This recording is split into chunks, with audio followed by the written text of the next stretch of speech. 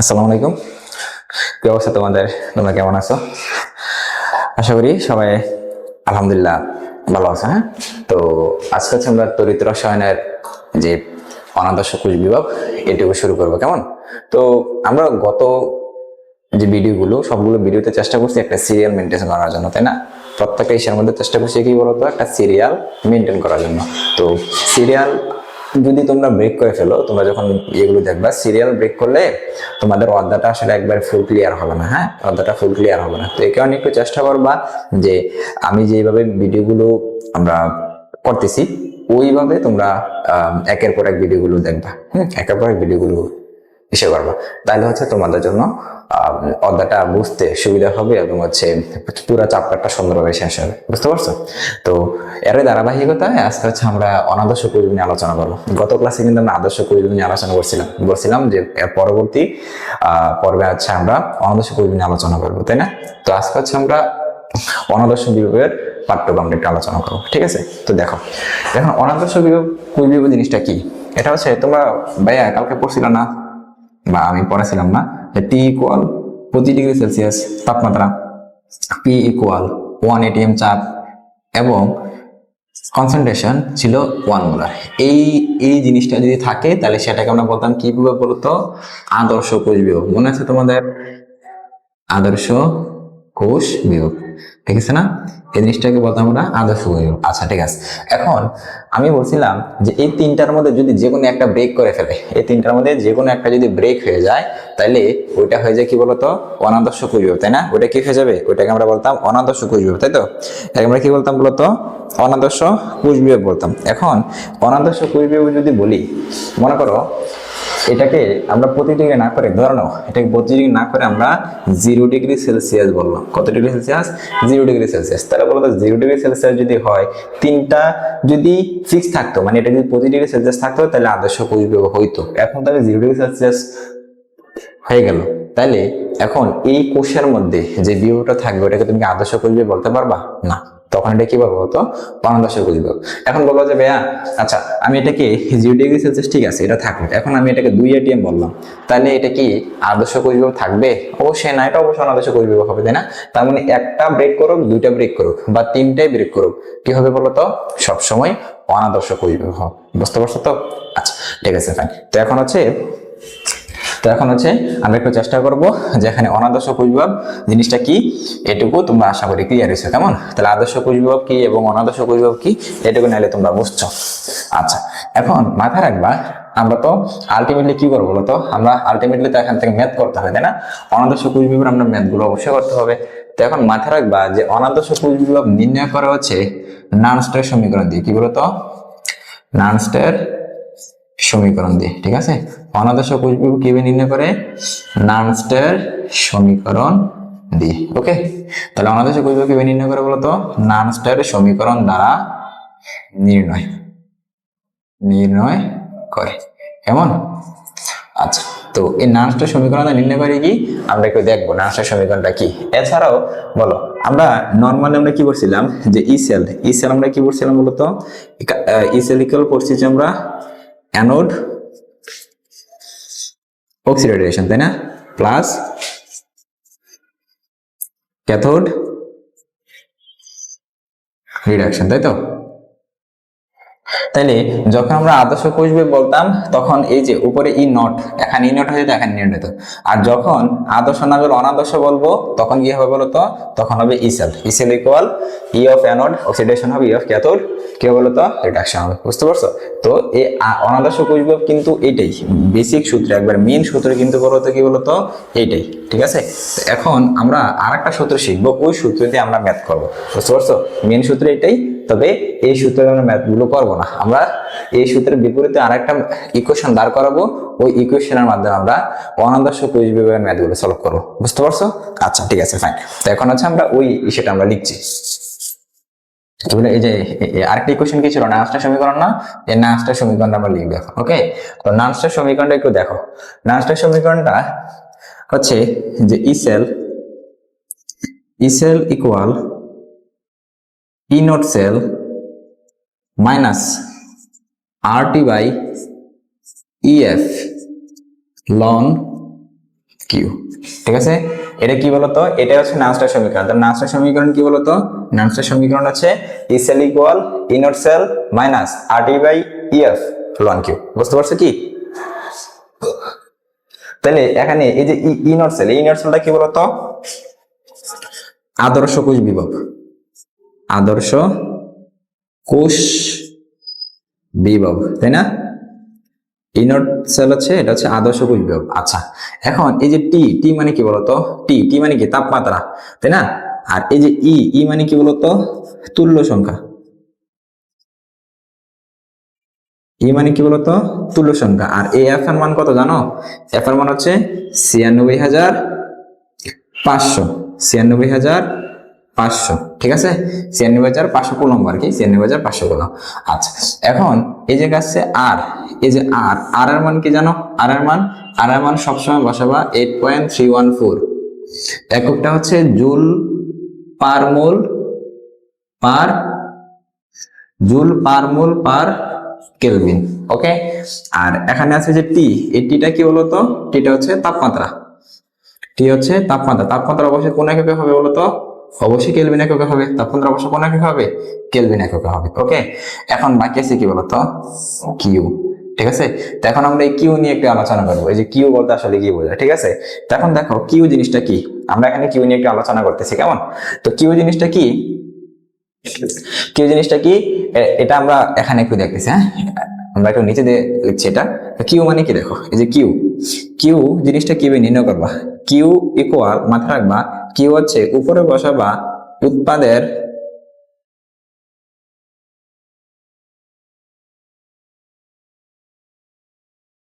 গাছ সহ সক্রিয় বর, উৎপাদের গাছ সহ সক্রিয় বর ডিভাইডেড বাই বিক্রিয়কের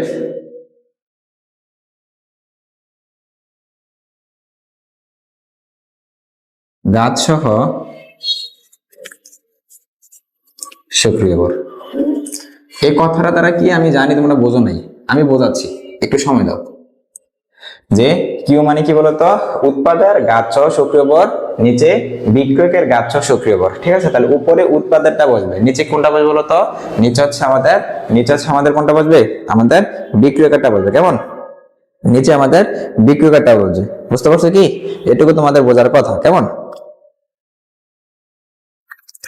আচ্ছা, তাহলে উৎপাদের, উৎপাদের গাছ সহ সক্রিয় বর, ওকে, নিচে কি বিক্রিয়কের গাছ সহ সক্রিয় বর। আচ্ছা, এটাকে সহজ আরো করে লিখতে পারো, মানে আরো ইয়া করে স্পেসিফিক ভাবে লিখতে পারো, গাছ সহ উৎপাদের গাছ সহ সক্রিয় বরের গুণফল। এটা লিখতে পারো সক্রিয় বরের গুণফল। এখন সেম এটা লিখতে পারো সক্রিয় বরের গুণফল। তাহলে আরো স্পেসিফিক ভাবে লেখা যাবে আর কি। ওকে, তাহলে উৎপাদের সক্রিয় বরের গাছ সহ গুণফল, নিচে বিক্রিয়কের সক্রিয় বরের গাছ সহ গুণফল। এই কথাটা দ্বারা কি বুঝাইছে আমি তোমাকে একটু দেখাই। দেখো, এই কথাটা দ্বারা আমরা এই পাশে একটু দেখতেছি, এই পাশে দেখতেছি, মনে করে একটা কোষ বিক্রিয়া দিছে, কোষ বিক্রিয়াটা হচ্ছে জিঙ্ক থেকে জিঙ্ক 2+। ওকে, এটাকে দিল, এবং এখানে বলা হলো কপার 2+ থেকে, কপার 2+ থেকে ধরে নাও যে কপার হয়েছে, কপার 2+ থেকে ধরে নাও কপার হয়েছে। ওকে, এখন তোমাকে বলছে এই কিউর মানটা বের করো। কার মান বের করো? কিউর মানটা বের করো। বুঝতে পারছো? তো আমরা এখান থেকে কিউর মানটা বের করব, এখান থেকে কিউর মানটা আমরা বের করবো। বের করার জন্য উপরে কি বসাতো? উৎপাদের গাছ সহ সক্রিয় বর। ওকে, উৎপাদের গাছ সহ সক্রিয় বর। এখন বলবা যে ভাইয়া সক্রিয় বর তো আমি চিনি না। চিনো কি তোমরা সক্রিয় বর? চিনো না? তাহলে আমরা এই সক্রিয় বরটা এখন চিনবো। ওকে, তারপরে হচ্ছে আমরা হচ্ছে ওইদিকে যাবো। ওকে, আচ্ছা, আমি একটু দেখতেছি যে তোমরা আসলে এটুকু বুঝতে পারতেছো কিনা, যে এটুকু বুঝতে পারতেছি কিনা, আমরা একটু দেখতেছি। কেমন? এখন দেখো, আমরা আছে সক্রিয় বরটা আগে আমরা বুঝবো যে সক্রিয় বর জিনিসটা কি। তো সক্রিয় বর জিনিসটা কি এটুকু বোঝার জন্য আমরা একটা কাজ করি, আমি এই পাশে সক্রিয় বরটুকু আমি লিখতেছি, সক্রিয় বরটুকু পরবর্তী এসে আমরা ওইটা দেখাচ্ছি। দেখো, সক্রিয় বর, সক্রিয় বর জিনিসটা কি? সক্রিয় বর জিনিসটা হচ্ছে, সক্রিয় বর জিনিসটা হচ্ছে এরকম যে সক্রিয় বর, সক্রিয় বর হচ্ছে দুই রকমের। ঠিক আছে, একটা হচ্ছে গ্যাসের জন্য হয়, একটা আছে আয়নের জন্য হয়। কি বলছে বলতো? সক্রিয় বল মানে কাদের জন্য হয়? গ্যাসের জন্য হয় এবং আয়নের জন্য হয়। আর গ্যাসের জন্য যেটা হয় সেটা হচ্ছে কি বলতো, এটা হচ্ছে চাপ। গ্যাসের জন্য কি হয়, গ্যাসের জন্য কি হয় বলতো, চাপ বলতে দেখেন আংশিক চাপ, গ্যাসের জন্য কি বসায়, গ্যাসের জন্য বসাবে হচ্ছে আংশিক চাপ, গ্যাসের জন্য যেটা বসায় সেটা হচ্ছে আংশিক চাপ। কোন এককে বলতো, এটিএম এককে, কোন এককে, এটিএম এককে, ওকে, এটিএম এককে। আচ্ছা ঠিক আছে। আর এই যে আয়ন, আয়নের জন্য যেটা হয়, আয়নের জন্য যেটা ইস্যু করি, আয়নের জন্য বসা হচ্ছে ঘনমাত্রা। আয়নের জন্য সক্রিয় ভরটা কি বলতো, এই যে সক্রিয় ভর যে আয়ন, আয়নের জন্য কি বলতো বসে আমরা ঘনমাত্রা। ঘনমাত্রা কি এককে, মোল পার লিটার এককে, মোল পার লিটার এককে। বুঝতে পারছো এটুকু, যে সক্রিয় ভরটা কি বলতো, সক্রিয় ভর দুইটার জন্য আমরা সক্রিয় ভর বের করতে পারি, গ্যাসের জন্য এবং আয়নের জন্য। তো গ্যাস যখন হবে তখন সক্রিয় ভর হিসেবে আমরা আংশিক চাপ নেব, এবং আয়ন যখন বসাবো তখন সক্রিয় ভর হিসেবে কি নেব বলতো, ঘনমাত্রা নিব। আর একগুলো মাথা রাখতে হবে, আংশিক চাপের একক হচ্ছে এটিএম একক বসাবা, ঘনমাত্রা একক হচ্ছে মোল পার লিটার একক বসাবা। এটুকু বুঝতে পারছো কিনা আমাকে বলো, ওকে। আচ্ছা, এখন এই জায়গা থেকে ঝামেলা হবে কি জানো, বলবো যে ভাইয়া গ্যাস এবং আয়ন আপনি দিলেন, বাকি যে সলিড আছে, লিকুইড আছে, এগুলোর জন্য কি আপনি দিবেন না? হ্যাঁ, ওইগুলোর জন্য কি বলবো তো, ওইগুলো মাথায় রাখবা যে সলিড এবং লিকুইডের জন্য সক্রিয় ভরের মান 1। কি বলছি বলতো, সলিড এবং লিকুইডের জন্য, হ্যাঁ নোট রাখো, নোটটা হচ্ছে সলিড, সলিড ও লিকুইডের জন্য, সলিড ও লিকুইডের জন্য সক্রিয় ভরের মান 1, সক্রিয় ভরের মান 1 মানে 1 হয়। বুঝতে পারছো? তাহলে আমরা যদি দেখি সলিড এবং লিকুইড যদি লিখি, ডিরেক্টলি সক্রিয় ভর কত লিখতে বলতে পারবো তো 1। আর গ্যাসের জন্য তুমি আংশিক চাপ দিয়ে লিখতে হবে, আর আয়ন যদি থাকে তাহলে ঘনমাত্রা দিয়ে তুমি সক্রিয় ভর বের করতে হবে। বুঝতে পারছো কি এটুকু? আচ্ছা, এখন আমি ধরে নিলাম যে এই যে অনন্তস্ব কোষ বিভাগের যে মেন সূত্র, এটাতে আমরা কিন্তু আমরা ম্যাথ করবো। তাহলে এই যে E cell equal E naught cell minus RT by EF ln Q. এখন কিউটা কিভাবে বের করতে হয়, কিউ মানে কি বলতো, কিউ মানে হচ্ছে এটা উৎপাদের ঘাত সহ সক্রিয় ভরের গুণফল, আর নিচে হচ্ছে বিক্রিয়কের ঘাত সহ সক্রিয় ভরের গুণফল। এবং সক্রিয় ভর বলতে কি বোঝা বলতো, ওই যে গ্যাস এবং আয়ন, গ্যাসের জন্য তুমি আংশিক চাপ নিবা, আয়নের জন্য তুমি কি নিবা, ঘনমাত্রা নিবা। হ্যাঁ, এটুকু আশা করি তোমাদের মাথা ঢুকছে, ঠিক আছে। এখন তোমরা ক্লিয়ার হও না যে আসলে কি করতেছি, কিছুই ক্লিয়ার হও না, আমি জানি। এখন হচ্ছে কি আমরা ক্লিয়ার করতেছি, একটু সময় তো আমরা করতেছি, তোমরা আগে এইটুকু আশা করি বুঝতে পারছো, আমরা এখন ক্লিয়ার করবো, সমস্যা নেই, ঠিক আছে। তো আমি একটা কাজ করি, আমি হচ্ছে উপরে যে এটুকু আমরা একটু মুছে দিচ্ছি, ঠিক আছে, এটুকু হচ্ছে আমরা মুছে দিতেছি, এই যে এটুকু মুছে দিলাম, ওকে।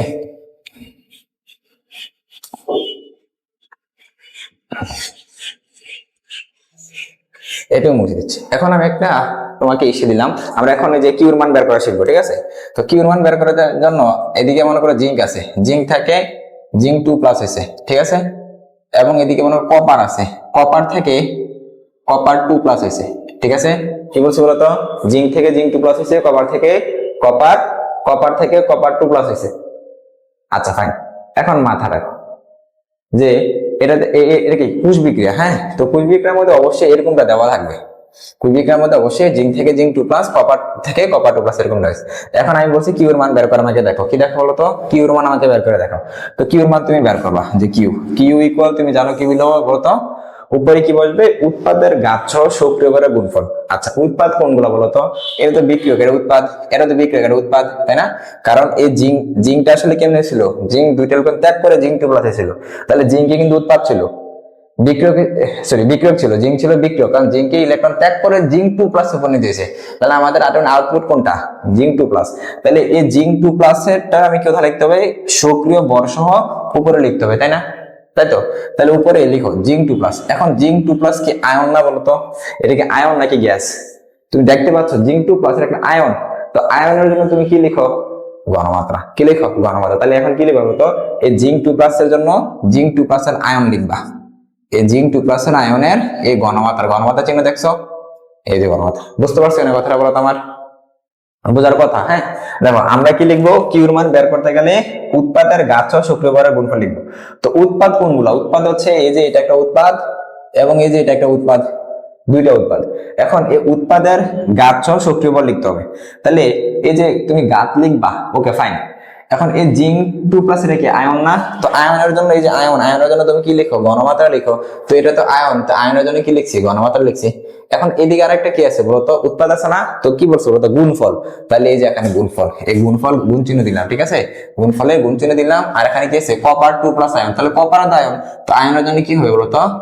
কপারের আয়নের জন্য কি হবে? ঘনমাত্রা হবে। তো ঘনমাত্রা লিখো, কপার 2+। বুঝতে পারছো কিনা আমার কথাটা? এটুকু। আচ্ছা, এখন নিচে কি আছে? নিচে হচ্ছে বিক্রিয়কের ঘাত সহ সক্রিয়ভাবে গুণফল, তাই না? তো বিক্রিয়ক কে বলতো? এই যে একটা বিক্রিয়ক, এই যে একটা বিক্রিয়ক। তো দেখো তো জিঙ্ক এবং কপার এগুলো কি অবস্থা আছে? সলিড অবস্থা আছে, তাই না? তো আমরা সলিড অবস্থা থাকলে বলতো, সলিড অবস্থা থাকলে কি এখানে কিছু লেখা যায়? সলিড অবস্থা থাকলে কি লিখতে হয়? 1 লিখতে হয়। তো নিচে 1, এটার জন্য 1, ইন্টু এটার জন্য 1। তো 1 × 1 মানে কত? 2। 1 × 1 মানে কত? 1। তো আলটিমেটলি কি করতে হবে বলতো?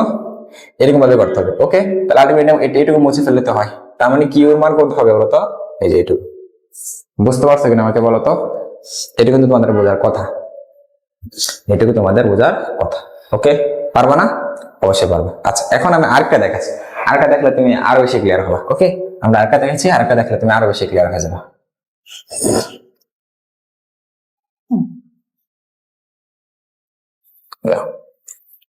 সেটা হচ্ছে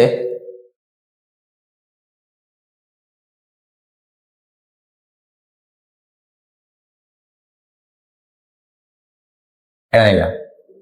ওকে, আচ্ছা, এখন দেখো আমি বলছি তুমি কিউর মান নির্ণয় করবা। তো দেখো কিউর মান, কিউর মান লিখলা। কিউর মান লেখার জন্য তুমি কি বলছো বলতো? প্রথমে উৎপাদের ঘাত সহ সক্রিয় ভর। উৎপাদ কোনগুলো লিখে ফেলো। উৎপাদ এটা, এটা, এটা। তো উৎপাদের কি লিখতে হবে? সক্রিয় ভর। সক্রিয় ভর বলতে এখানে উৎপাদ, এই যে জিঙ্ক, তো এখানে কি বলতো? ঘনমাত্রা। ঘনমাত্রা, সরি জিঙ্ক তো এখানে আয়ন, তো আয়নের জন্য কি লিখতে হয়? ঘনমাত্রা লিখতে হয়। তো ঘনমাত্রা লিখো, জিঙ্ক 2+ এর ঘনমাত্রা, জিঙ্ক 2+ এর ঘনমাত্রা। ওকে, গুণফল বসাতে হবে না? এই গুণফল। এখন এই যে এটা তো উৎপাদ, তো এই উৎপাদে কি অবস্থা আছে? সিলভার। সিলভার কি অবস্থা আছে বলতো? কি অবস্থা আছে? সলিড অবস্থা আছে। তো সলিড অবস্থা থাকলে কি বলতো? 1 লিখতে হবে। তো এটার জন্য 1। Okay fine. এখন বাকি আছে কি? বাকি আছে নিচে বিক্রিয়ক। এখন বিক্রিয়ক কি আছে বলতো? এই যে এটা একটা বিক্রিয়ক, এটা একটা বিক্রিয়ক, তাই না? বিক্রিয়ক। তো নিচে দেখো, এই যে জিঙ্ক, জিঙ্ক কি অবস্থা আছে বলতো? সলিড। সলিড অবস্থা আছে। সলিড অবস্থা থাকলে কি হয়?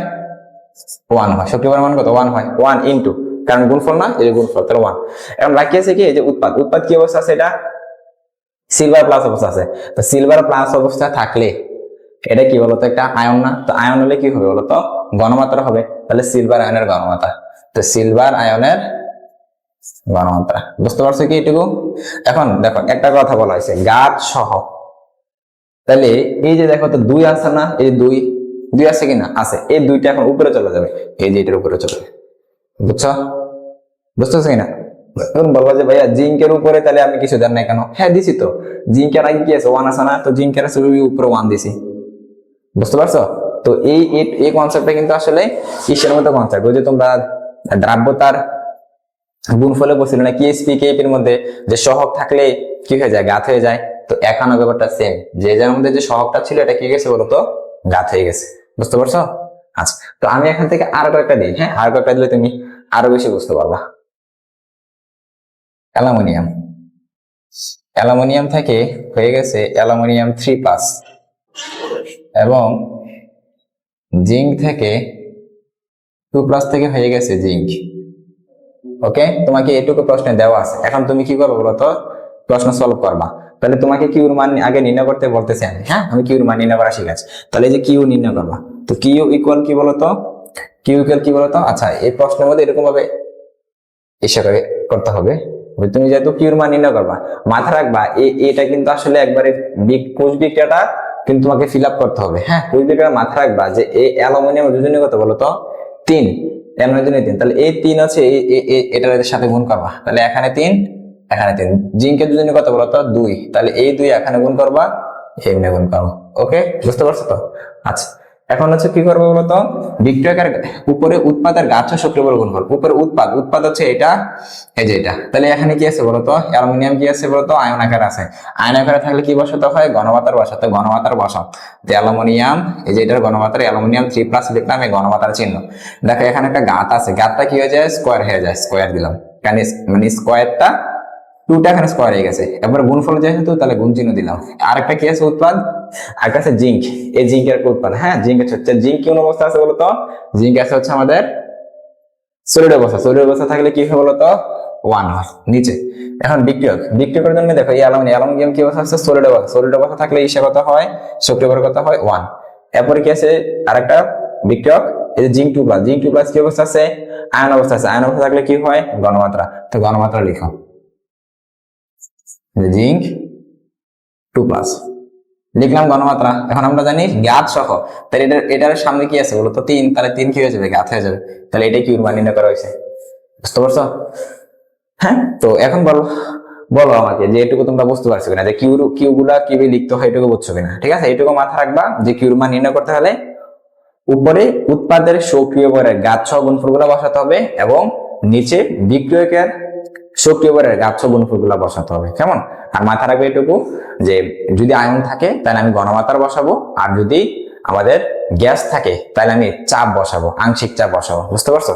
আমি আংশিক চাপের উদাহরণটা দেখাই নাই, আমরা যখন ম্যাথ করবো তখন তুমি পেয়ে যাবে, বুঝতে পারছো? পারবো তো নাকি? আচ্ছা ঠিক আছে ভাই, তো এখন আমরা হচ্ছে কি বলে এটাকে, আমরা অন্য টপিকে যাচ্ছি। ঠিক আছে, মানে এই টপিকের মধ্যে অন্য একটা অংশে যাচ্ছি, কেমন? তো আমি এটুকু মুছে দিলাম, আশা করি তোমরা এটুকু বুঝতে পারছো, কেমন? আচ্ছা গেল, তোমরা এটুকু নোট করে নিও, হ্যাঁ এটুকু নোট করে নিও, নোট করলে তোমাদের কাছে সবগুলো থাকবে একসাথে।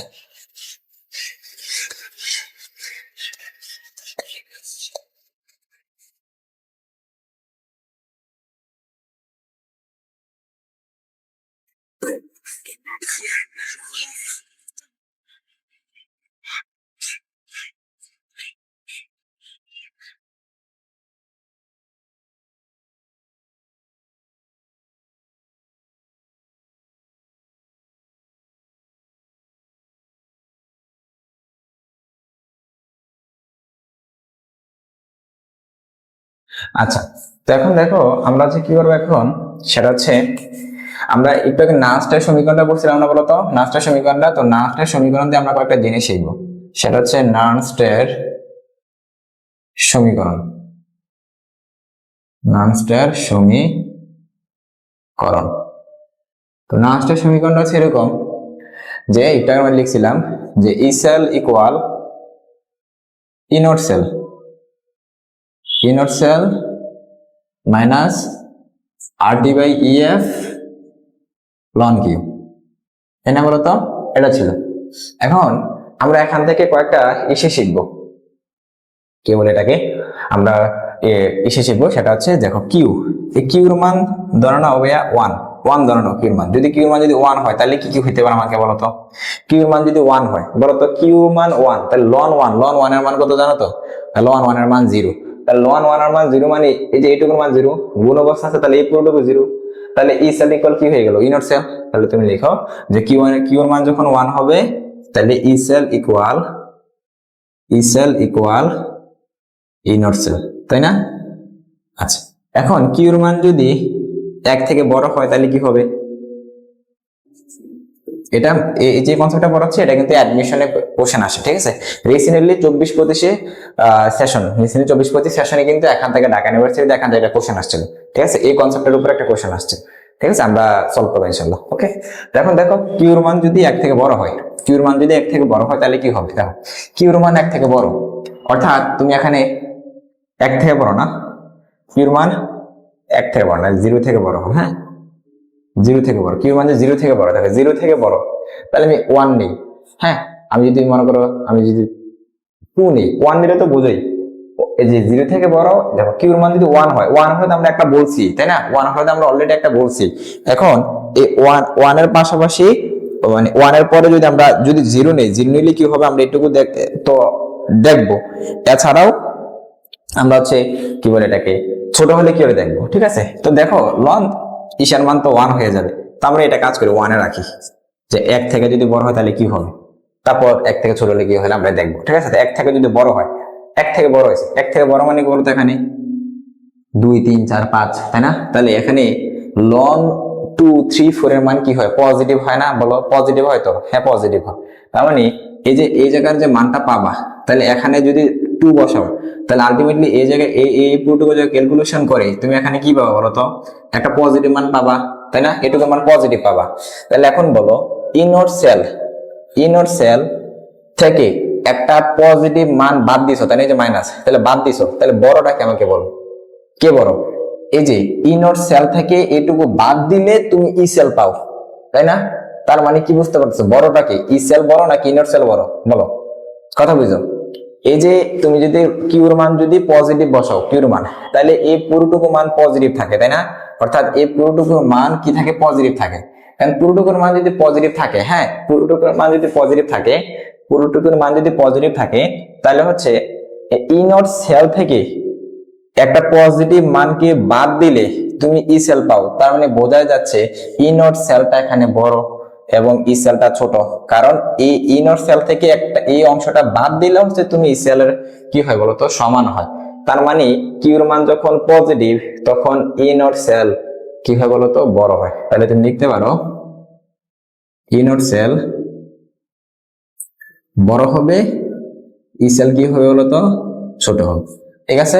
আচ্ছা, এখন যদি কিউর মান যদি 1 থেকে ছোট হয় তাহলে কি হবে আমাকে এটা বলো। কিউর মান যদি 1 থেকে ছোট হয়, দেখো 1 থেকে ছোট মানে কি, মানে হচ্ছে আলটিমেটলি কত হতে পারে বলো তো, 1 থেকে ছোট যদি হয়, 1 থেকে যদি ছোট হয়, মনে করো আমরা ধরলাম -1, -2, -3, -4 এরকম ধরলাম। তাহলে দেখো এই জায়গার মধ্যে যদি 1 থেকে ছোট হয়, এই জায়গার মধ্যে যদি 1 থেকে ছোট হয়, মনে করো লন -1 দিলা, লন -2 দিলা, তাহলে দেখবা এই যে এ লন, আমি বললাম যে লন -2, তখন দেখো মান একটা মান আসবে, হ্যাঁ, মাইনাস মান আসবে। তার মানে এই এখানে একটা মাইনাস পাবা, এই মাইনাস আমার সাথে মিললে আলটিমেটলি কি হয়ে যাবে, প্লাস। তাহলে এই মানটা কিন্তু আর মাইনাস থাকবে না, এটা প্লাস হয়ে যাবে। এখন বলো তো ই নট সেলের সাথে প্লাস কিছু একটা যোগ করলে ই সেলের সমান হয়, তার মানে বড় কে, কে বড়? দেখো ই নট সেলের সাথে প্লাস কিছু যোগ করলে ই সেলের সমান হয়, তাহলে তুমি বুঝতে পারতেছো যে ই নট সেলটা আসলে ছোট, তাই না? আমাকে বলো, কারণ এই ই নট সেলের সাথে একটা জিনিস তুমি যোগ করছো, যোগ করার পরে কার সমান হয়েছে, ই সেলের সমান হয়েছে। তার মানে ই নট সেলটা তো ছোট, ই সেলটা বড়, তাই না? তাহলে এখানে তুমি বলতে পারো যে কি সেল বলো তো, ই সেল, ই সেলটা বড়, ই নট সেলটা ছোট। বুঝতে পারছো না এটুকু বলতো, এটুকু বুঝতে পারছো কিনা? এটুকু বোঝার কথা, হ্যাঁ, এটুকু বোঝার কথা। এটুকু কিভাবে আসছে আমি এতক্ষণ ধরে কিন্তু আমি বলে আসছি, ঠিক আছে? দেখেন এইটুকু ছিল নাস্টেড ইকুয়েশন। এই নাস্টেড ইকুয়েশন থেকে কিন্তু আসলে আমাদের অ্যাডমিশনে কোশ্চেন আসছে, রিসেন্টলি কিন্তু ঢাকা ইউনিভার্সিটিতে এখান থেকে কোশ্চেন আসছিল, ঠিক আছে? তো এইটুকু তোমাদের পারার কথা, ওকে? আমি যথেষ্ট চেষ্টা করি বোঝানোর জন্য।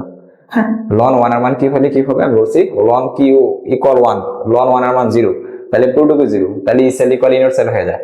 আর এক কিউর মান যদি 1 থেকে বড় হয়, 1 থেকে বড় মানে কি, কিউর মান 2, 3, 4, 5 বসাও, তাহলে দেখবা এইটুকুর মান পজিটিভ আসে। তাহলে ইনর সেল থেকে এইটুকু বাদ দিলে, এই যে মাইনাস না, এইটুকু বাদ দিলে এটা সমান হচ্ছে। তার মানে কি বোঝা যাচ্ছে যে এটা বড়, এই বড়টা থেকে এইটুকু বাদ দিলে এটা পাওয়া যায়, তাই না? আচ্ছা, এরপর হচ্ছে কিউর মান 1 থেকে ছোট, মানে যে কোনো একটা -1 বসা, -1 বসালে এই জায়গার মানটা মাইনাস আসবে, তাহলে এই মাইনাস আর এই মাইনাস মিলে প্লাস হবে। তাহলে ই নট সেলের সাথে প্লাস কিছু যোগ করলে ই সেলের সমান হয়। অর্থাৎ ই নট সেলটা আসলে ছোট, কারণ ছোট হওয়ার কারণেই ওর সাথে প্লাস যোগ করলে ওর সমান হয়েছে, তাই না?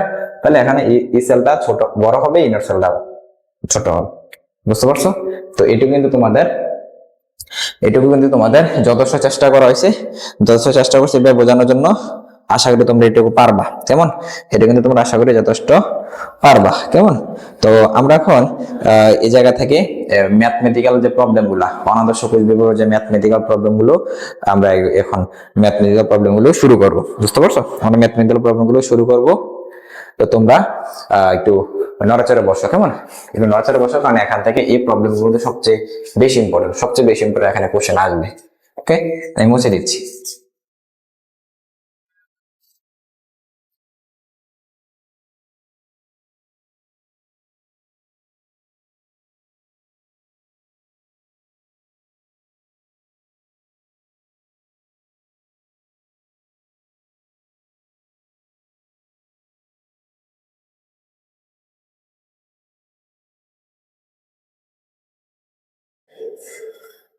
আচ্ছা দেখো, আমরা গাণিতিক সমস্যা সলভ করতেছি। 1 নম্বর প্রবলেম হচ্ছে জিঙ্ক থেকে জিঙ্ক 2+ হয়েছে এবং বলা আছে এটা 0.2 মোলার। তারপর বললো এখান থেকে যে সিলভার প্লাস থেকে সিলভার হয়েছে, সিলভার প্লাস থেকে সিলভার হয়েছে। ওকে, এটুকু বলা হয়েছে। তারপরে এখানে বলা হলো ইনট সেলের মান জিঙ্ক থেকে জিঙ্ক 2+ এর ইনট সেলের মান 0.76 ভোল্ট। তারপর বলা হলো ইনট অফ সিলভার থেকে silver plus equal negative 0.38 volt. তারপরে এখান থেকে বলা হলো যে তাপমাত্রা মানে টি ইকুয়াল 20 ডিগ্রি সেলসিয়াস হলে ই সেলের মান কত, ই সেল কত, বুঝতে পারছো? এইটুকু তোমাদের দেওয়া আছে, বলছে ই সেল কত। ঠিক আছে, এখন আমাকে তুমি বলো এই জায়গায় যদি ই সেল না চেয়ে যদি ইনট সেল চাইতো তাহলে কি করতা? ইনট সেল চাইলে জাস্ট হচ্ছে তোমরা এই 0.76 এটার সাথে কি করতে বলতো, এই চিহ্নটা উল্টাইয়ে যোগ করে দিতা, তাই না? আমরা গত ক্লাসে এগুলো পড়ছি। ঠিক আছে, তো ইনট সেল কিভাবে বের করতে হয় সেটা কিন্তু আমরা গত পর্বে আমরা শিখছি। ঠিক আছে, তো এটা নিয়ে বেশি আলোচনা করতেছি না, চিহ্নটা কেন উল্টানো লাগবে তোমরা জানো। ওকে, আচ্ছা, তাহলে ই সেলের মান আমরা বের করবো। তো ই সেলের মানটা যদি বের করতে যাই, তোমরা জানো যে ই সেল মানে কি বলতো, অনাদর্শ কোষ বিভব, তাই না? তো অনাদর্শ কোষ বিভব যেহেতু বের করবো আমরা, তাহলে হচ্ছে আমরা কোন সূত্র ব্যবহার করি? নার্সটার সমীকরণ ব্যবহার করি। তো আমরা নার্সটার সমীকরণ ব্যবহার করবো। দেখো তাহলে নার্সটার সমীকরণটা আসলে কি? নার্সটার সমীকরণ মতে, নার্সটার সমীকরণ মতে, ঠিক আছে, তোমরা কি জানো নার্সটার সমীকরণ মতে যে E cell equal E naught cell minus RT by EF ln Q, তাই না? তাই তো। আচ্ছা, এখন দেখো আমাকে বলো যে এই যে কিউর মানটা তোমাকে বের করে নিয়ে আসতে হবে। তো কিউর মানটা তুমি কিভাবে বের করবা বলো? তো আমরা এই পাশে কিউর মানটা বের করার জন্য আমরা এই পাশে একটা জিনিস করতেছি। ঠিক আছে, আমরা এই পাশে একটা জিনিস করতেছি, সেটা দেখো। তুমি এই যে ইকুয়েশনটা, এই যে এখানে যে কোষ বিক্রিয়াটা কিন্তু তোমাকে আগে ফিল আপ করতে হবে। তো কোষ বিক্রিয়াটাকে ফিল আপ করো। কোষ বিক্রিয়াটা কি আছে? কোষ বিক্রিয়াটা ফিল আপ করতে হবে। কোষ বিক্রিয়াটা দিচ্ছে হচ্ছে জিঙ্ক থেকে জিঙ্ক 2+ এবং কত দেওয়া আছে? 0.2 মোলার। আচ্ছা ঠিক আছে, এবং সিলভার প্লাস থেকে সিলভার। তোমাকে আমরা বলেছিলাম যে জিঙ্কের যোজনী সিলভারের কাছে যাবে, সিলভারের যোজনী জিঙ্কের কাছে আসবে, তাই না? তাহলে এখন তো জিঙ্কের যোজনী কত? 2, তাহলে এটাকে 2 দ্বারা গুণ করো, এই 2। ওকে, এই 2। তারপরে কি বলছিলাম যে সিলভারের যোজনী জিঙ্কের গুণ, সিলভারের যোজনী কত? 1, তাহলে এখানে 1 দিয়ে গুণ করো, এখানে 1 দিয়ে, মানে আলটিমেটলি 1। ওকে, তাহলে কোষ বিক্রিয়া ফিক্সড। এখন আমরা কিউ মানটা করবো। কিউ, তো কিউ দেখো তো আমরা জানি কিউ ইকুয়াল কি জানি? কিউ জানি যে উৎপাদের সক্রিয় ভরে গাছ গুণফল। তো উৎপাদ কি? এখানে উৎপাদ আছে জিঙ্ক 2+, ওই যে সিলভার। তো সিলভার দেখতে পাচ্ছি এখানে আছে সে কোনো গ্যাসও না এবং সে কোনো কিনা বলতো আয়নও না, তার মানে ওর সক্রিয় ভরের মান কত? 1।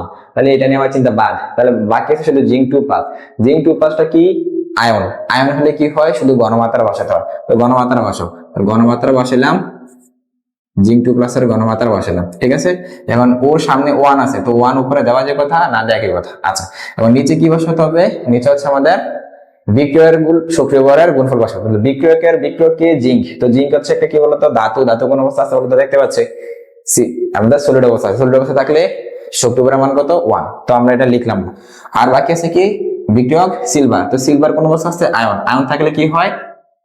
ঘনমাত্রা বসাতে হবে। তো সিলভার আয়নের ঘনমাত্রা বসাও, সিলভারের ঘনমাত্রা বসানো। এখন সামনে কি আছে? 2, তাহলে 2টা কমে যাবে, স্কোয়ার হয়ে যাবে, তাই না?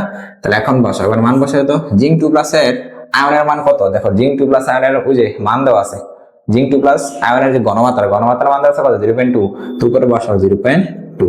আর সিলভার প্লাস আয়রনের মান কত বলো তো? ওই দেখো সিলভার প্লাস আয়রনের মান 0.1, তাহলে 0.1। উপরে কি আছে বলো তো? ওই দেখো এই জায়গায় এই স্কয়ার, উপরে স্কয়ার আছে, স্কয়ার দিলাম। ওকে, তাহলে কিউর মান তোমরা পেয়ে গেছো। আচ্ছা, এখন আছে আমরা এখানে মানগুলো বসাই। তাহলে ই সেল ইকুয়াল কত হয় বলো তো? ইনর সেল কি ব্যবহার করে? এই যে এটার সাথে এটা দেখো, এই জায়গা থেকে এই যে কোষ বিক্রিয়াটা দেখো, এখানে দেখো জিঙ্ক থেকে জিঙ্ক 2 প্লাস হয়েছে, তাহলে জার্ন বিভব এখানে দেওয়া আছে কিনা দেখো তো? দেওয়া আছে 0.76। Okay fine.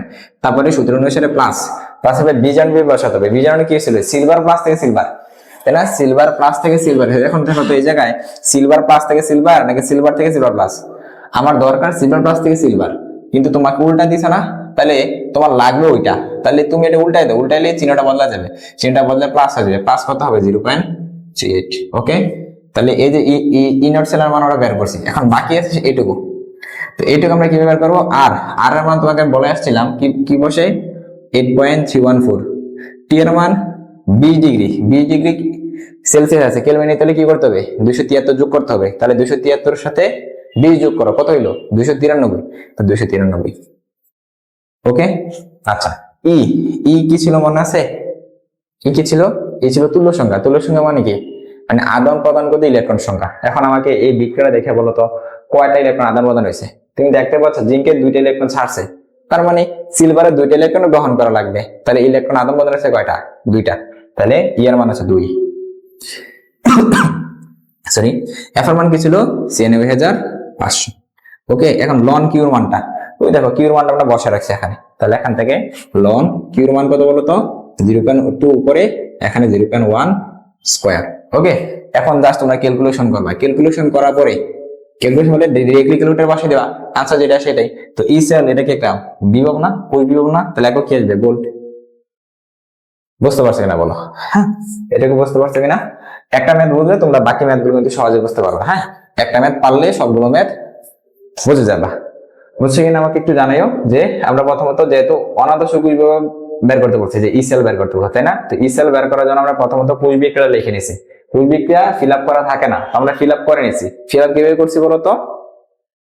জিঙ্কের যোজনী এই দুইটা দিয়ে গুণ করছি, এবং এই যে সিলভারের যোজনী এই দুইটা দিয়ে গুণ করছি। ওকে, গুণ করা হইলো। এখন আমরা কিউর মানটা বের করবো। তো কিউর মানের জন্য আমরা বলছিলাম উপরে উৎপাদের সক্রিয় ভরে গাচ্ছ গুণফল বসাতে হয়। তো উৎপাদের সক্রিয় ভরে গাচ্ছ গুণফল বসালাম, নিচে বিক্রিয়কের সক্রিয় ভরে গাচ্ছ গুণফল বসালাম, তারপর মানগুলো দেওয়া আছে ইয়ে করলাম। তারপর হচ্ছে আমরা নামটা সমীকরণের সাথে যেহেতু আমরা ইসেল বের করি, ইসে করলাম। ইনর সেলের মান কিভাবে বের করতে হয় আমরা গত পর্বে শিখছিলাম, তো এখান থেকে বসাইছে। আর এই কিউর মানটা এগুলো তো আমরা জানা কথা, তাই না? আর এই যে কিউর মানটা জাস্ট এখানে বসাই দিস, আনসার যা আসবে তাই। বুঝতে পারছো? তো এইটুকু এসে কিন্তু তোমাদের পারা কথা, কেমন? এইটুকু তোমরা অবশ্যই পারবা। তো আমরা হচ্ছে আর পরে মেতে যাচ্ছি, কেমন? পরটা হচ্ছে আমি বললাম যেখানে অ্যালুমিনিয়াম থেকে অ্যালুমিনিয়াম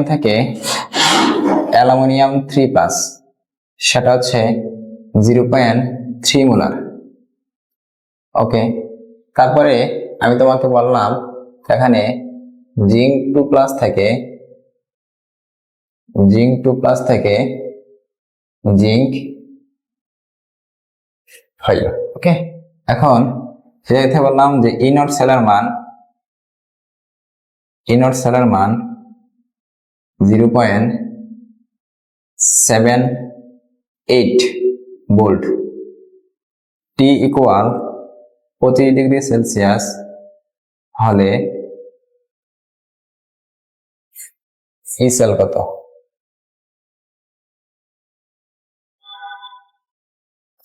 ঠিক আছে, এই কোশ্চেনটা দেওয়া আছে। আচ্ছা, তাহলে আমরা এখন কি করবো বলো তো আমাকে? আমরা প্রথমত আমরা কাজে নিই কোষ বিক্রিয়াটা আমরা লিখে ফেলবো। তো কোষ বিক্রিয়াটা লিখো, কোষ বিক্রিয়া।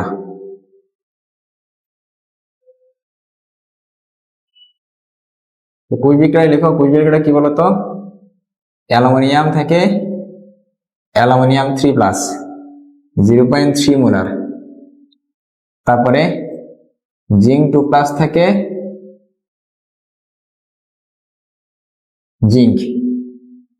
আমরা বলছিলাম যে একটা যোজনী আরেকটার সাথে গুণ করে দিবা। তাহলে বলো অ্যালুমিনিয়ামের যোজনী কত? 3, তাহলে 3 দিয়ে ওটা গুণ করো, এই 3। জিঙ্কের যোজনী কত?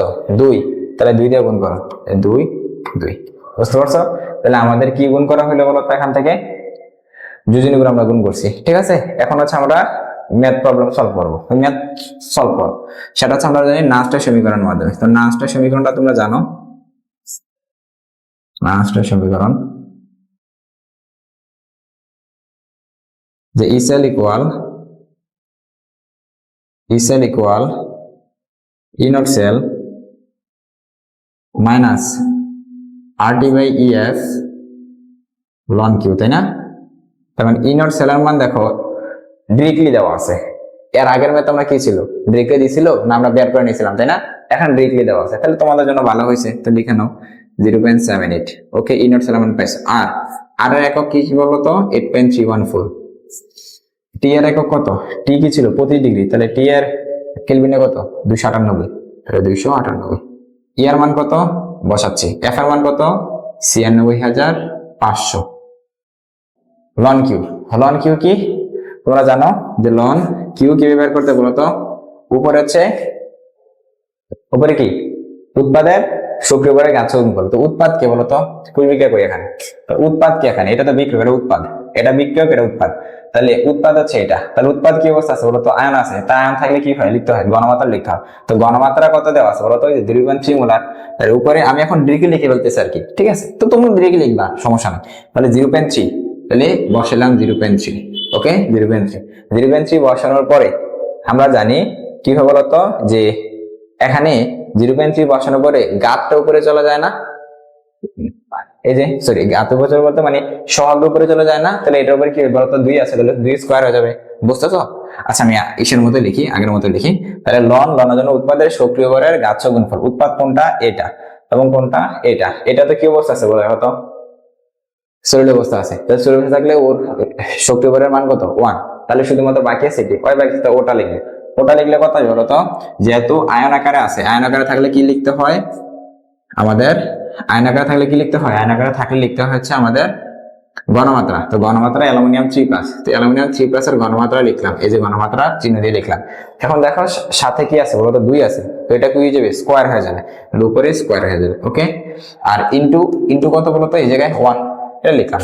এরপর নিচে বিক্রিয়াটা লিখতে হয়। বিক্রিয়া কি আছে, অ্যালুমিনিয়াম আছে এবং এ আছে। তো অ্যালুমিনিয়াম তো ধাতু এবং সলিড অবস্থা আছে, এখন এই কারণে অ্যালুমিনিয়ামের নিচে কত 1 হয়ে যাবে, তো লিখলাম না। এখন আরেকটা কি আছে, জিঙ্ক। তো জিঙ্ক কোন অবস্থা আছে, বলো কোন অবস্থা আছে, জিঙ্ক হচ্ছে আয়ন অবস্থা আছে। আয়ন থাকলে কি হয়, আয়ন থাকলে কোন অবস্থা থাকে, আয়ন থাকলে হচ্ছে আমরা জানি সেটা হচ্ছে আমাদের আয়ন থাকলে হচ্ছে ঘনমাত্রা বসে। তো এখন দেখো এই যে জিঙ্ক 2+ আয়ন, তাহলে জিঙ্ক 2+ এর ঘনমাত্রা লিখো। তাহলে জিঙ্ক 2+ এর ঘনমাত্রা লিখো, জিঙ্ক 2+ এর ঘনমাত্রা লিখো। তো ঘনমাত্রা লিখলাম, সামনে কত আছে 3, তাহলে 3 হয়ে যাবে, কি হয়ে যাবে তাই না, উপরে হয়ে যাবে, বুঝতে পারছো এটাকে? আচ্ছা এখন মানটা বসাতো, এই 0.78। আচ্ছা এখানে আরেকটা জিনিস বাকি ছিল, যে এই যে ই এর মানটা বসানো বাকি ছিল। এখন ই মানে কি, তুল্য সংখ্যা। ই মানে কি বলতো, তুল্য সংখ্যা। ই মানে যদি তুল্য সংখ্যা হয়, তাহলে তুল্য সংখ্যা বলতে কি বুঝি আমরা, আদান প্রদানকৃত ইলেকট্রন সংখ্যা, তাই না বলো? ই মানে কি, তুল্য সংখ্যা মানে হচ্ছে আদান প্রদানকৃত ইলেকট্রন সংখ্যা। এখন এই যে বিক্রিয়াটা হয়েছে কোষ বিক্রিয়া, এই কোষ বিক্রিয়া আমাকে বলো তো ভাইয়া কয়টা ইলেকট্রন আদান প্রদান হয়েছে, বলতে পারবা? তো এই কয়টা ইলেকট্রন আদান প্রদান হয়েছে এটা সহজে বলার জন্য কি জানো, টেকনিক আছে, হ্যাঁ সহজে বলা যায়। তবে এই যে এটার জন্য মানে যদি এক্স্যাক্টলি জানতে চাও, তাহলে এখানে বিক্রিয়াটা করা লাগবে, এখানে 2টা বিক্রিয়া করতে হবে। 2টা বিক্রিয়া করতে গেলে তোমার আরো অনেক সময় যাবে, ঠিক আছে? তো 2টা বিক্রিয়া কেমনে হয় আমি তো দেখাইতে পারতাম, 2টা বিক্রিয়া কেমনে হয় আমি দেখানো যাবে। কিরকম ভাবে জানো, যে অ্যালুমিনিয়াম 3টা ইলেকট্রন ত্যাগ করে অ্যালুমিনিয়াম 3+, তারপরে জিঙ্ক 2টা ইলেকট্রন ত্যাগ করে, সরি জিঙ্ক 2টা ইলেকট্রন গ্রহণ করে ইস হইতো, তাই না? জিঙ্ক 2+ এর 2টা ইলেকট্রন গ্রহণ করে জিঙ্ক হইতো, জিঙ্ক 2+ এর 2টা ইলেকট্রন গ্রহণ করে কি হইতো, জিঙ্ক হইতো। তাহলে দেখো অ্যালুমিনিয়াম ত্যাগ করছে কটা, 3টা, জিঙ্ক ত্যাগ করছে গ্রহণ করছে কটা, 2টা, তাহলে একটা তো হইলো না, একটা বাকি রয়ে গেল না, একটা বাকি রইল, তাহলে ঝামেলা লেগে গেল না। এই কারণে অ্যালুমিনিয়ামকে 2 দ্বারা গুণ করতে হয়। তো অ্যালুমিনিয়ামকে যখন 2 দ্বারা গুণ করছে, অ্যালুমিনিয়াম ত্যাগ করছে কটা, 3টা, তাহলে একটা অ্যালুমিনিয়াম ত্যাগ করে কটা, 3টা, তাহলে 2টা অ্যালুমিনিয়াম ত্যাগ করবে কটা, 6টা, তাহলে ইলেকট্রন আদান প্রদান হচ্ছে কটা, 6টা, তাই না? বুঝতে পারছো তো? অ্যালুমিনিয়াম ত্যাগ করতে অ্যালুমিনিয়াম ছিল, অ্যালুমিনিয়াম 3+ হয়েছে, তো একটা অ্যালুমিনিয়াম ত্যাগ করতে পারছে 3টা, তাহলে 2টা অ্যালুমিনিয়াম কটা ত্যাগ করবে, 6টা। এখান থেকে বুঝতে পারো আবার দেখো জিঙ্ক 2+ থেকে জিঙ্ক হয়েছে, তাই না? তাহলে জিঙ্ক 2+ থেকে যখন জিঙ্ক হয়েছে, জিঙ্ক 2+ থেকে জিঙ্ক হতে কয়টা ত্যাগ করছিল, গ্রহণ করছে কয়টা? জিঙ্ক 2+ থেকে জিঙ্ক দুইটা গ্রহণ করছে। তাহলে জিঙ্ক 2+ থেকে জিঙ্ক হয়েছে, কয়টা গ্রহণ করছে? দুইটা। তাহলে একটা জিঙ্কে গ্রহণ করছে কয়টা? দুইটা। এনে আছে কয়টা? তিনটা। তাহলে 3 × 2 কত? 6টা। বুঝতে পারছো? তাহলে আদান প্রদান কয়টা হয়েছে? 6টা। তো এই কারণে এর মান হচ্ছে 6। বুঝতে পারছো? আচ্ছা, এখন এটুকুর মান আবার ক্যালকুলেশন করবা তোমরা একসাথে ক্যালকুলেশন করে ফেলতে পারতা, আমি তাও লিখছি 8.314 জিমনাসিয়ানে লিখতেছি জাস্ট। নিচে 6 × 96,500। এখন এটুকুর মান আমাকে বলো তো ভাইয়া, অ্যালুমিনিয়াম 3+ এর মান কত দিছে? 0.3। এই 0.3 উপরে কি আছে? Square square. জিঙ্ক 2+ এর মান কত দিছে? 0.1। তাহলে 0.1 এখানে কি আছে? Cube cube. শেষ। এখন জাস্ট তোমরা ক্যালকুলেশন করে এখানে একটা মান নিয়ে আসবা। একক কি আসবে বলো তো? ইসার একক কি বলো তো? ভোল্ট, তাই না? বুঝতে পারছো কিনা বলো তো আমাকে? এটুকু তোমরা বুঝতে পারছো না আমাকে বলো? হ্যাঁ, এটুকু তোমাদের বোঝার কথা। যথেষ্ট সহজ একটা ম্যাথ ছিল। হ্যাঁ, যথেষ্ট সহজ একটা ম্যাথ ছিল, তোমরা এটুকু পারার কথা। বুঝতে পারছো?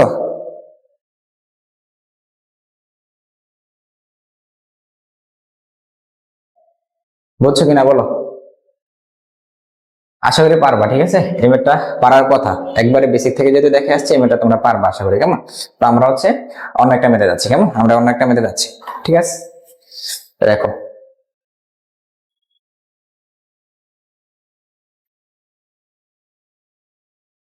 তো এই টপিকে কিন্তু অনেক ম্যাথ আছে, বুঝছো? এই টপিকে অনেকগুলো ম্যাথ আছে। তো আমরা আজকে যতটুকু সম্ভব আমরা ততটুকু আজকে পড়বো। হ্যাঁ, আমরা এখান থেকে ইম্পর্টেন্ট ইম্পর্টেন্ট ম্যাথ গুলো করতেছি। এছাড়াও যেগুলো খুব বেশি আসে না, এগুলো আমরা পড়বো, তাও সমস্যা নাই। তোমরা জাস্ট ক্লাসগুলো করো। হ্যাঁ, ক্লাসগুলো করো এবং নিজেদের মধ্যে তোমরা এই ভিডিওগুলো একটু ছড়াই দাও। বুঝতে পারছো? নিজেদের মধ্যে, বন্ধু বান্ধবের মধ্যে তোমরা ভিডিওগুলো একটু শেয়ার করো। কেমন? আচ্ছা, তো দেখো আমরা 3 নাম্বার ম্যাথটা আমরা করতেছি। 3 নাম্বার ম্যাথটা হচ্ছে 3 নাম্বার ম্যাথটা হচ্ছে, দাঁড়াও।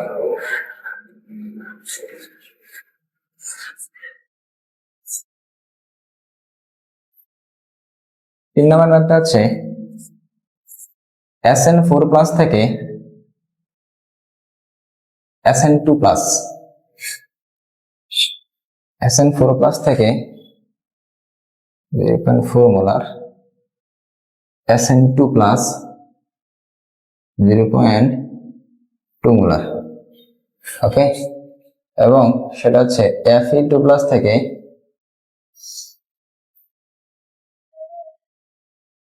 আয়রন।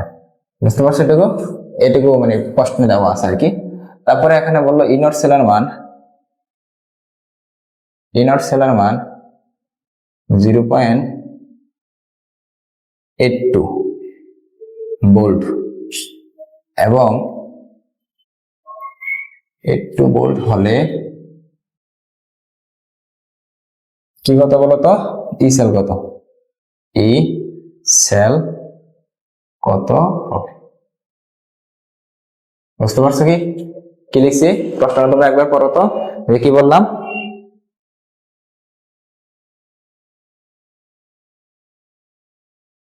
যেখান থেকে SN4+, 0.4 মোলার, SN4+ থেকে SN2+ হয়েছে, এটা বিক্রিয়ক, এটা উৎপাদ হয়েছে, এবং Fe2+, 0.3 মোলার আয়রন হয়েছে। Fe2+ থেকে আয়রন হয়েছে। বুঝতে পারছো? আচ্ছা, এখন আমাকে ইসেল থেকে এটা নির্ণয় করতে দিছে এবং বলছে ইসেল নির্ণয় করো। তো আমরা জানো ইসেল নির্ণয় করতে জন্য সবার আগে কোষ বিক্রিয়া লিখতে হয়। তো কোষ বিক্রিয়া লিখো। কোষ বিক্রিয়া। কোষ বিক্রিয়াটা কি বলতো? কোষ বিক্রিয়াটা কি? SN4+, কি দেওয়া আছে? 0.4 মোলার। ওকে, ফাইন।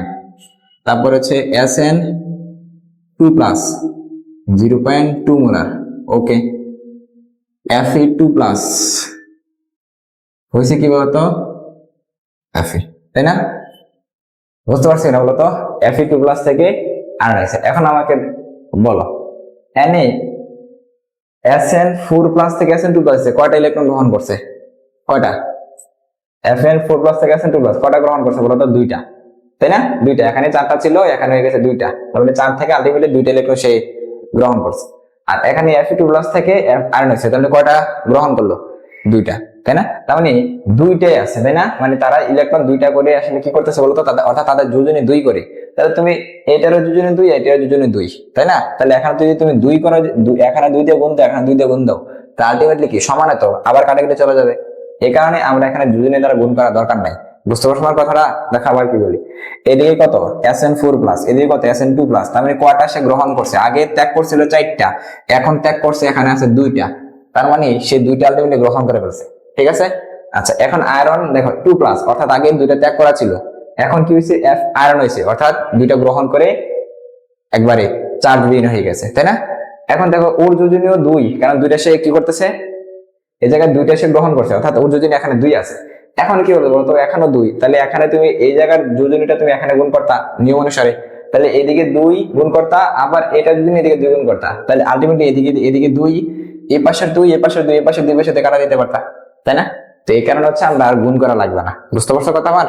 আচ্ছা, এখন দেখো আমরা যেহেতু কুচবিকে লিখছি, এখন আছে আমরা নার্সটার সমীকরণটা লিখবো। নার্সটার সমীকরণটা কি বলতো? নার্সটার সমীকরণটা কি? নার্সটার সমীকরণটা হচ্ছে, নার্সটার সমীকরণটা ছিল যে E cell equal E naught sell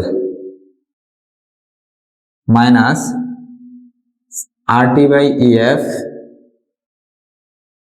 loan Q. তো ই নট সেলের মান কত বলো তোমাকে? ই নট সেলের মান তোমাকে প্রশ্নে দেওয়া আছে 0.82, 0.82। আর এর মান কি? 8.314। টি এর মান কত বলো তো? টি এর মান কত? টি এর মান কি তোমাকে দেওয়া হয়েছে বলো তো? টি এর মান দেয় নাই। যেহেতু টি এর মান দেয় নাই, তাহলে তুমি ধরে নিবা টি এর মান প্রতি ডিগ্রি। কি বলছি? যদি টি এর মান দেওয়া না থাকে তাহলে ধরে নিবা প্রতি ডিগ্রি। তো প্রতি ডিগ্রি হলে কত হলো? 298 কেলভিন, তাই না? ই ই ই মানে কি বলতো? আদান প্রদানকৃত ইলেকট্রনের সংখ্যা। তাহলে বলতো এখানে 4 প্লাস থেকে 2 প্লাস হয়েছে, তাহলে কয়টা আদান প্রদান হইলো? কয়টা প্রদান? এই যে 4 প্লাস থেকে 2 প্লাস যেতে, তাহলে কয়টা ইলেকট্রন? এখানে 2টা ইলেকট্রন। তাহলে ওয়াই যদি 2টা ছাড়া, ওয়াই তো 2টাই ছাড়তে হবে, বিক্রিয়া নিয়মিত এরকম।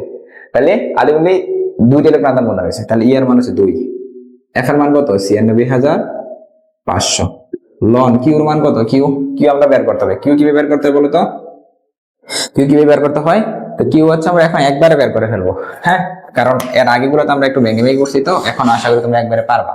তো কিউর মান বের করতে গেলে আমরা বলছিলাম উপরে উৎপাদের ঘনমাত্রার মানে সক্রিয় ভরের গুণফল বসে, তাই না? তাহলে উৎপাদ কি? এখানে উৎপাদ হচ্ছে এই যে এটা হচ্ছে উৎপাদ এবং এটা হচ্ছে উৎপাদ। তো এখানে দেখতে পাচ্ছ আয়রন, আয়রন তো একটা ধাতু, তো ধাতু তো সলিড, সলিডের জন্য কত? 1। আর ওই কি? আয়ন, আয়নের জন্য কি হবে? ঘনমাত্রা। তো ঘনমাত্রা বের করো তো ঘনমাত্রা। তো ঘনমাত্রা লিখলাম SN2 প্লাস এর ঘনমাত্রা কত দেওয়া আছে? 0.2 মোলার। তো লিখো এখানে ডিরেক্টলি 0.2 মোলার। ওর আগে কোনো ইস আছে কিনা বলো তো? 1 আছে, তো উপরে 1 দেওয়া যে কথা, না দেয় কি কথা, তাই না? Okay fine. তাহলে আবার নিচে বিক্রিয়ক, বিক্রিয়ক কি? অয় আর অয়, তাই না? তো দেখো দুইটাই কিন্তু, আচ্ছা এখানে একটা মান দেওয়া হয়নি, এই মানটা এখানে কত হবে? এই মানটা হবে 0.3 মোলার, 0.3 মোলার এরকম। এখন দেখো এই জায়গায় অয় বিক্রিয়ক, অয় বিক্রিয়ক, তাহলে দুইজনের বিক্রিয়ক আছে, তাহলে দুইজনের কি বসাতে হবে? বিক্রিয়ক যেহেতু আছে এবং বিক্রিয়ক কি আছে? আয়ন আছে, তাহলে নিচে অবশ্যই আয়নগুলো ঘনমাত্রা লিখতে হবে। তাহলে এখন দেখো এটার ঘনমাত্রা কত? এটার SN4 প্লাস, SN4 এর ঘনমাত্রা কত? 0.4। তাহলে এটা একটা বিক্রিয়ক গেল, কারণ ওর সামনে কত আছে? 1 আছে, উপরে 1 দেয় যে কথা, না দেয় কথা, ইনটু। তারপরে কি ছিল? এটাতে একটা বিক্রিয়ক, এদিকে আরেকটা বিক্রিয়ক আছে, তাই না? তার একটা বিক্রিয়ক দাও তো, এটা কি অবস্থা আছে? আয়ন আছে, আয়ন থাকলে অবশ্যই কি বলবো বলতো? আমাদের ঘনমাত্রা বলবে। তো ঘনমাত্রা কত দেওয়া আছে? 0.3। তো 0.3 এবং সামনে কি আছে? 1 আছে, তাহলে এদিকে 1 দেবে দেখো তো, না দেখবে। এখন তোমরা ক্যালকুলেশন করো, ক্যালকুলেশন করে যেটা আনসার আসবে ওটাই হচ্ছে আনসার। একক কি আসবে? ভোল্ট। বুঝতে পারছো কি? বুঝতে পারছি না? আমাকে বলো বুঝতে পারছি কিনা? এটুকু বোঝার কথা, কেমন? তো সেই টাইপের মানে ম্যাথ গুলো একটু একটু বেশি ইম্পর্টেন্ট, তোমাদের পরীক্ষায় কিন্তু এখান থেকে প্রচুর কোশ্চেন আসে, কেমন? তো আজকে আমরা এখান থেকে যতটুকু পারছি, হ্যাঁ, যতটুকু আমরা অনাদর্শ বিভাগ থেকে যতটুকু ম্যাথ গুলো আসে আমরা একটু চেষ্টা করছি, ঠিক আছে? তো আজকে আপাতত যেহেতু বেসিক পড়াইছি, বেসিকের সাথে সাথে যতগুলো ম্যাথ সম্ভব আমরা কম সময়ের মধ্যে চেষ্টা করছি করানোর জন্য। হ্যাঁ, একবারে বেসিক থেকে আমরা ম্যাথগুলো নিয়ে আসছি এবং এখানে অনেক অ্যাডভান্স কিছু কনসেপ্ট দেখানো হয়েছে যেগুলো অ্যাডমিশনেও আসে, তাই না? তো এর পরবর্তী লেকচারে আমরা এই অনাদর্শ কুইজ পেপারের যে আরো ম্যাথ আছে, অনাদর্শ কুইজ পেপারে যে আরো ভেরিয়েন্ট হইতে পারে, ওই টাইপের ম্যাথগুলো আমরা পরবর্তী লেকচারের মধ্যে আমরা দেওয়ার চেষ্টা করবো। বুঝতে পারছো? তো অনাদর্শ কুইজ পেপারের জন্য, একাডেমিকের জন্য অনেক ম্যাথ আছে। তো আজকে আমরা অনেকগুলো ম্যাথ করাইছি, আমরা এর পরবর্তী লেকচারের মধ্যে আরো এরকম অনেক ইম্পর্টেন্ট ম্যাথগুলো আমরা সলভ করবো। বুঝতে পারছো? তো ততক্ষণ পর্যন্ত তোমরা পড়াশোনা করো এবং হচ্ছে পড়াশোনা করার পাশাপাশি যে তোমাদের যে কোশ্চেন ব্যাংক গুলো খুব বেশি বেশি মনে করে সলভ করবা, ঠিক আছে? এখান থেকে প্রচুর পরিমাণ কিন্তু কোশ্চেন আসছে দেখা যায়। আর তড়িৎ রসায়ন চ্যাপ্টারটা থেকে আসলে কোনো প্রবলেম মানে মিস দেওয়া, এটা মানে বুদ্ধিমানের কোনো কাজ হয় না, তাই না? কারণ তড়িৎ রসায়ন চ্যাপ্টারটা অন্যান্য চ্যাপ্টার থেকে একটু ইজি হয়। এই কারণে হচ্ছে এখান থেকে যদি প্রশ্ন যদি তুমি মিস করে ফেলো তাহলে তোমার জন্য একটু ক্ষতি হয়ে যাবে, ঠিক আছে? তো এটা করা যাবে না। এখান থেকে যে কোশ্চেন গুলো আছে সবগুলো কোশ্চেন ভালোভাবে শেষ করবা, বই পড়বা, লেকচার দেখবা, আগে লেকচার দেখবা, তারপরে হচ্ছে তোমরা সলভ করবা কোশ্চেন ব্যাংক থেকে শুরু করে। হ্যাঁ, তো এরপরে হচ্ছে তোমরা যারা ইসে করতে পারো, কি বলে, একটু আগায় থাকতে চাও, তারা হচ্ছে তোমরা অ্যাডমিশনের কোশ্চেন গুলো তোমরা একটু চেষ্টা করবা। বুঝতে পারছো? তো আজকের জন্য এটুকুই। পরবর্তী লেকচারে তোমাদের সাথে আবার দেখা হবে। আর হচ্ছে আমাদের যে সেগুলো ভিডিওগুলো তোমাদের বন্ধু বান্ধব অবশ্যই ছড়া দেওয়ার চেষ্টা করবে, কেমন? তো তাইলে হচ্ছে আমরা কি হয়ে বলতো, আমরা কি ইন্সপায়ার হই, তাই না? যে তোমাদের যখন দেখবো যে আমাদের ভিডিওগুলো হচ্ছে উপকারে আসতেছে, তো অবশ্যই আমরা ইন্সপায়ার হব। তো তোমরা চেষ্টা করবা এই এই হেল্পটুকু আমাদের করার জন্য, কেমন? তো আজকের দিন এটুকুই। ভালো থাকো, সুস্থ থাকো। ধন্যবাদ সবাই। আসসালামু আলাইকুম।